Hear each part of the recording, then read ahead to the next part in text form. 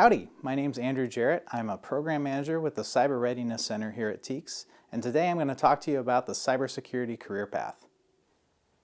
The internet has now become an essential service, as necessary for our lives as power and water. However, it's also generated new forms of electronic disruption and crime, which affect our governments, our industry, and individuals. You yourselves are using the internet right now to view this presentation. From a means of protecting computers against simple vandalism to defending against organized cyber attacks and cyber espionage and warfare, cybersecurity jobs now more than ever are incredibly important. Today we're going to talk about many ways that you can look into how to pursue a career in cybersecurity and benefit. So the way I got into cybersecurity was sort of a traditional path. I started off in information technology, supporting help desks and computers, fixing printers, and doing all that fun stuff. One day I transitioned into having to do cyber compliance as I climbed the ladder in the IT world. I did this without attending college, so I did mostly on-the-job training and certifications as a way into cybersecurity. It's now become my career where I manage a team that does nothing but cybersecurity services and training all day long. It's been incredibly rewarding and very interesting, but there are lots of ways that you can get into cybersecurity careers. Of all the possible career moves you can make, why is transitioning into cyber such a great choice? There are a couple reasons that this could be the right move for you. The first, obviously, is a higher salary. Research from Cybersecurity Ventures says that spending on cybersecurity products and services is going to exceed $6 trillion in 2021. That's a lot of money. And the cybersecurity unemployment rate is going to be 0% for years. There is a massive gap in cybersecurity talent, and anyone with even basic cybersecurity skills is highly sought after. These predictions mean that cybersecurity job markets will have a high demand for more workers in years of the future. These predictions mean that a cybersecurity career is going to be incredibly valuable now and into the future. Because of this high demand, cybersecurity salaries are still rising. Second, switching to a cybersecurity career opens you to a range of career options. As a cybersecurity professional, you're not just defending against hackers. You have a wide variety of options, including technical roles, sales roles, management roles, director level roles, consulting. You can go on the offensive side or the defensive side. You can hack for a living and hack for good and not get in trouble when you have permission. You can defend against hackers. You can help people make their organizations more safe. You can also get into all sorts of management and consulting director paths where you direct others and set strategy and all kinds of things as you gain more experience. No matter what your current level of technical expertise is or what your career goal is, you can find a cybersecurity job that fits you. To sum up, becoming a cybersecurity professional offers a variety of options in terms of jobs and what kind of things that you can be doing, as well as a great pay scale. So it's an awesome opportunity to check out right now. No matter what your current background or level of experience is, you can find a role in cybersecurity. Lots of specialized paths exist for cybersecurity professionals. I myself was able to forge my own path, where I was able to marry my love of cybersecurity and IT with emergency management through a career at TEACS. However, there's all kinds of things out there. You can forge your own path, or there are paths that you could follow. Traditional paths like becoming a cybersecurity analyst, becoming a cybersecurity consultant, becoming a cybersecurity architect, or non-traditional paths like getting into specialized cybersecurity tools and learning about threat tactics and how the bad guys exploit the good guys to do bad things, how to stop them.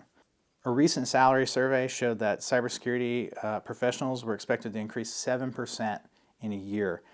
This is compared to 2% growth in all IT specialties. So cybersecurity is growing much, much faster. There's a huge gap in skills that needs to be filled, and companies are paying accordingly. If you're an experienced cybersecurity professional, you can get paid even more. A recent survey also found that experienced cyber chief information security officers, or CISOs, can make up to $186,000 a year. That number is probably higher today, but you don't need to be a manager to have many years of experience to get high salaries in cybersecurity. In fact, believe it or not, cybersecurity engineers with good soft skills can make more than CISOs. This is all without necessarily getting a college degree. It's all about the experience. Sales engineers are another track which also help sales teams by giving demos of technical security solutions. Those can also make six figures. Boosting your cybersecurity salary boils down to two strategies. Focus on hot, high-end demand security skills and gain practical, hands-on experience in the real world. The more, the better. Overall, getting started in a cybersecurity career is not as hard as it may seem. If you plan on staying in Bryan College Station, there are programs at Blinn and Texas A&M that you should check out, as well as free classes that we offer online at TEACS. However, you can get in through a variety of ways. You can start off through a technical track, becoming an IT support person and working your way through that, gaining more experience. You could go straight into cybersecurity with a cybersecurity-based degree, or go through certifications, which are much shorter than degrees. You also have the opportunity to gain on-the-job experience, again, without traditional four-year education, just climbing through the ranks and taking on cybersecurity responsibilities.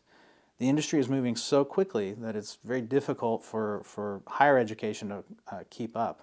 So the number of programs are fairly limited. The number of opportunities for you to learn about cybersecurity in the real world are endless. And then, of course, there's always the military option. Joining the military and becoming a cyber operator through the Air Force or the Navy or the Army, even the Marine Corps, might allow you to gain significant cyber experience in a classified environment. So if you keep your nose clean and you're able to get that security clearance, you can go down that path and then come out into the civilian world as a very highly sought after cyber professional already with minimal amount of experience necessary. So let's talk a little bit more about salaries. Salaries in technology in general are pretty high. Salaries in cybersecurity are even better. This boils down to the fact that there are more open cybersecurity jobs than there are qualified people to take them. In this day and age, the growth is massive, and it's a great opportunity to get in and gain a career that's going to last forever. The internet's not going away, technology's not going away, and there are always going to be people who are necessary to defend it against bad actors. In addition, it's a lot of fun. You get to serve your community in some cases. You get to do good things where you're protecting folks against the bad guys. You're stopping the criminals and the bad actors and the enemy nations against from harming us and protecting things, which is always a rewarding career. If you stay in the public sector, you get to defend your community against cyber attacks. So you get to help people in your hometown even with cyber issues, which is one of the most rewarding things about my job. And if you go into the private sector, you get to defend your company, your business, your coworkers against the bad impacts of cyber attacks. If you go the military route, you get to defend the whole country against cyber attacks. Any way you look at it, it's pretty rewarding. Cyber is very interesting because it doesn't matter whether you have a degree or don't have a degree, and it also doesn't necessarily matter what degree you get. Getting a technical degree in computer science or cybersecurity is great, but there are also other careers within cyber that use communication skills, business management skills, all kinds of other things from other places. There's even cyber historians who are experts in the evolution of cyber over time. So there's a wide variety of places where you can plug in with whatever your passion is into cybersecurity, even if it isn't computers, even if you don't know how to program or code or script or whatever. That doesn't necessarily mean that you can't be in the cyberspace. We need people who can communicate, we need people who can code, we need people who can explain concepts to other people who are not technical. Cyber has a place for just about anyone with an interest, with the aptitude as well. There are a number of career paths that you can go down in cyber. Some involve offensive cybersecurity or testing the cybersecurity of others, called penetration testing or red teaming, while others do blue teaming, which is defensive cybersecurity or defending against the attackers. Oftentimes, cybersecurity professionals find themselves doing a little bit of both in what we call purple teaming, where you do some defense, some offense, some testing, some defending, some monitoring. There's also roles in compliance, where you look at whether an organization is compliant with cybersecurity standards and doing what they should be doing. There's consulting work to help organizations implement the cybersecurity measures that they should be taking. There's all kinds of roles in sales and sales engineering, communications, selling cybersecurity products for others, developing cybersecurity products for others, so if you're into programming and things like that. And finally, communications in general, helping folks understand, training, things like we do here at TEACS, where we boil cybersecurity down for the community and teach other people about it. There are a lot of different places, whether you're good at public speaking, you're good at programming, you enjoy IT and networking, or you enjoy code, or you enjoy having conversations with people. There's a career path for you. Typically, cybersecurity people, as they advance through their career paths, will start off as cyber analysts or something in that range, cyber analysts, cyber technicians who do network monitoring, do certain testing, or do application development. And then as they move up in terms of experience, they'll become cyber administrators, cyber engineers, cyber managers, cyber directors, and eventually that coveted Chief Information Security Officer role. Each time you move up, you typically move up in pay, which is nice, but you also move up in experience and what kind of skill set you get to use. Talking about how to get into cybersecurity career paths, there's the traditional degree path. Both Texas A&M and Blinn College offer cybersecurity majors and minors. Texas A&M has a cybersecurity minor degree.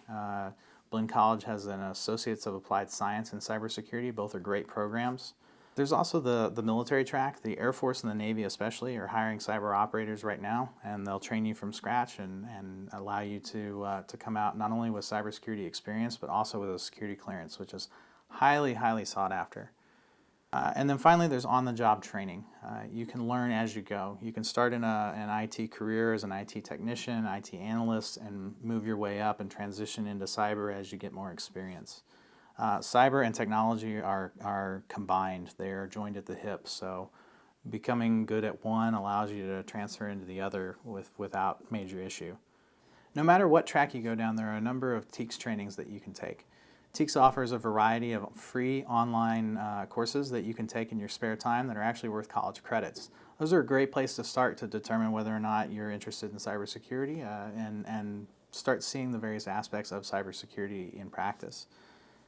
We also offer a number of certification courses and other classes to help you along your career as you go from beginner to intermediate to advanced in terms of cybersecurity practitioner. So along the way, there's lots you can do between Texas A&M, Blinn College, TEACS, and other resources available to you. Thank you so much for being a part of this presentation today. Next up, you're going to see a demonstration that shows just how attackers can exploit us and the massive damage that they can do to companies and governments by one of my student workers, Killen Lewis. So in this scenario, Roberto is our attacker, and he's just walked in the office with Joshua, his coworker. As you can see, Roberto gets set up, connecting to the network, and ensuring that he's on the same network as Joshua. In a second here, Roberto will use a USB Bash Bunny, which is essentially a keyboard emulator to connect. Typically in an attack scenario like this, Roberto, as our perpetrator, is going to wait for Josh to leave his computer unattained and unlocked. Once Roberto has all his payloads and execution files loaded onto the Bash Bunny, he can go ahead and unplug it and can now safely plug it into Josh's computer and proceed with the attack.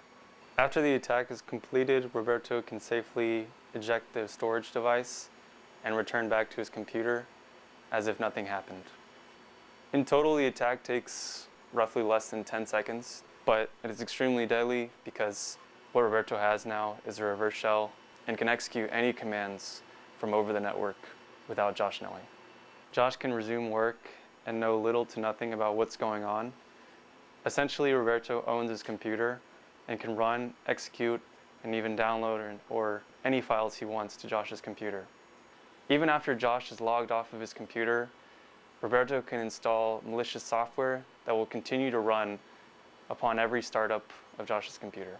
To demonstrate how deadly this attack is, Roberto can now run a simple shutdown command showing and proving that he has indeed obtained a reverse shell.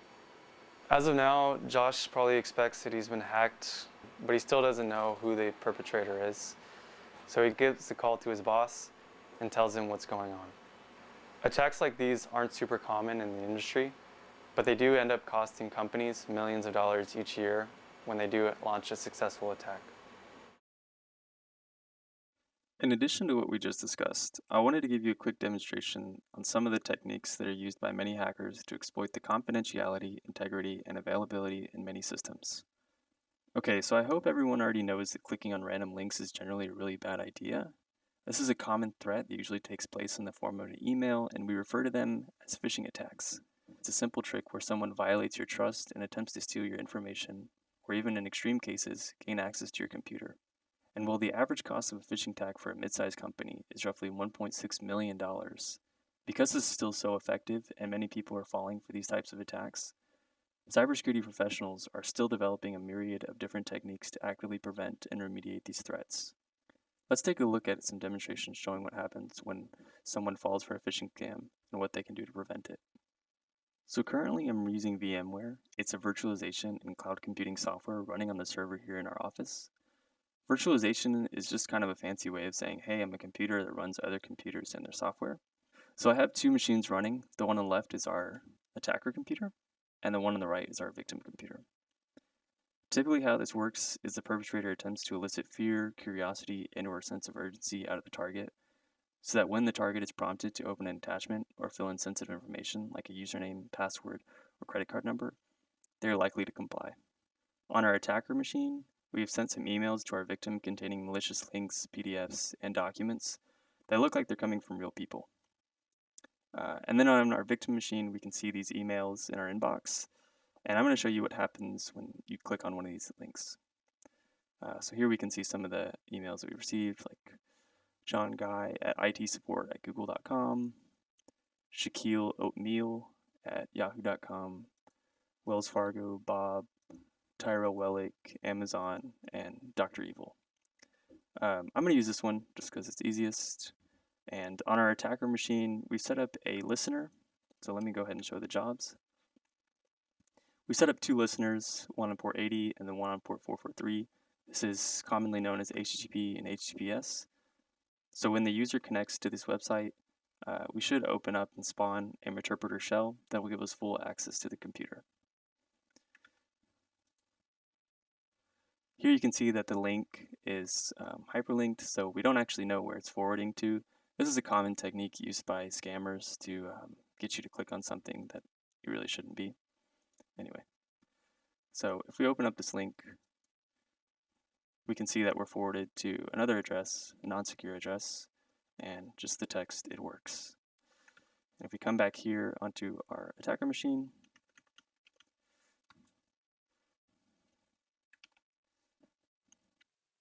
Okay, so on our attacker machine, we can see that we have an interpreter shell opened. This is kind of like our cybersecurity worst case scenario because this gives us full control of our user's computer. I'll go ahead and demonstrate why it's such a bad thing. So we started an interpreter shell and now we're going to run it. As you can see, we've created a channel. And basically, through command line, we can interact with the victim computer. Now let's try and see if we can shut it down.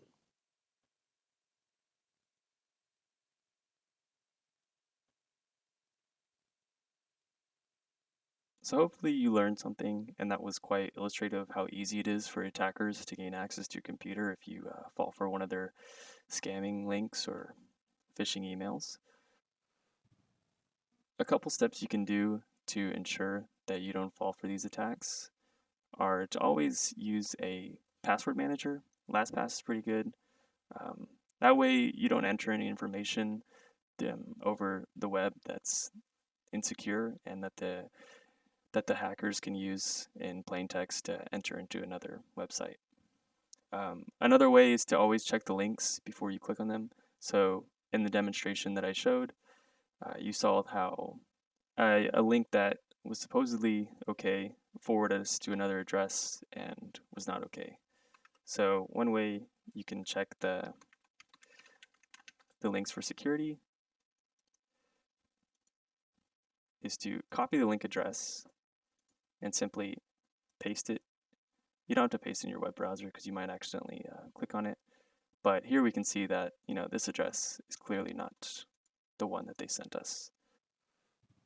There's also other cues that you can detect from phishing emails, like a lot of stuff is usually misspelled, Amazon, or they're very vague to whom this may concern. is another example. Typically, the hackers are using a mass email scam. So they send these to a lot of different people, hoping that one of them will answer and click on their links. I hope you enjoyed the demonstration. As always, please check us out on TEACS, where you can find out more about us. Thank you so much for participating in our Cybersecurity Career Day presentation today. If you have questions or want to know more information, you can visit cyberready.org or teaks.org/cyber to get in touch with me, my team, or anyone else in the Cyber Readiness Center. Next up, we're going to have some Q&A where we can take questions from you and provide you more information about cybersecurity careers.